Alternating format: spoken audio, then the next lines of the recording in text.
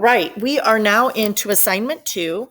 Just want to go over a few pointers before you get started. Make sure, first of all, that you look at your instructions.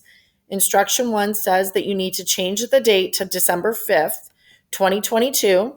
Please verify that that's your date. And then I want you to read through this again because assignment 1 was a little rough on reading the source documents and knowing what journals they go into. Assignment 3 instruction 3, is entering the transactions of December 5th through the 10th. So let's go ahead and look at some of your source documents. You'll see that instructions are not an option on this one, so that means that you have already seen other transactions like this. So I'm going to just go through here and look for things that might be different or unusual that I want to point out to you. The first thing that I want to look at is Form 18. You'll notice now that the instructions are available and it says that we bought office supplies on account, but it says see reverse. So you scroll down and you have your invoice. Think of this as a transaction that would read bought office supplies on account. How would you journalize that? You're going to need to use the memorandum as your source document because nowhere on here does it say issue check. Let's keep going on here. This one is a little confusing. You have seen a transaction like this before, but I just want to go over this again. This one says issue check, so you know that you are in the cash payments journal, and it says statement of account. Statement of account is for transactions on account. We have previously purchased them, and now we are going to pay for them. So in reading this, it says that we had a previous balance of $595.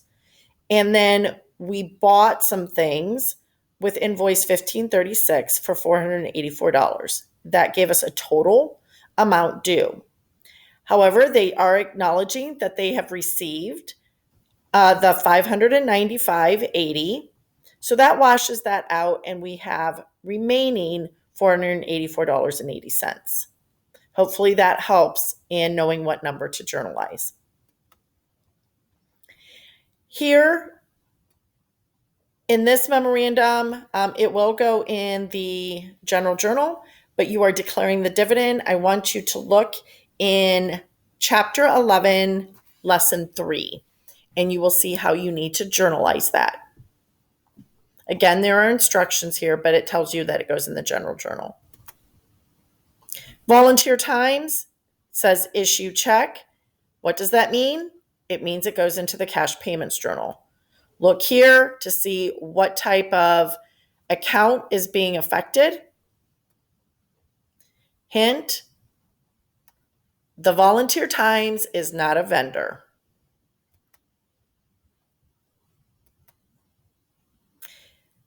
Then we have our correcting entry for $59.95. So I want you to think about what account it was put in error and what account it should be in.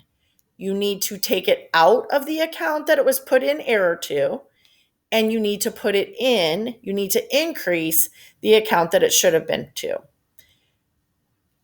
And you can go back in your book and you can look for correcting entries for your example. And then we have on Form 27, petty cash. Right here it says, please write a check to replenish the petty cash fund. Write a check is the same thing as issue a check. What journal do you go to?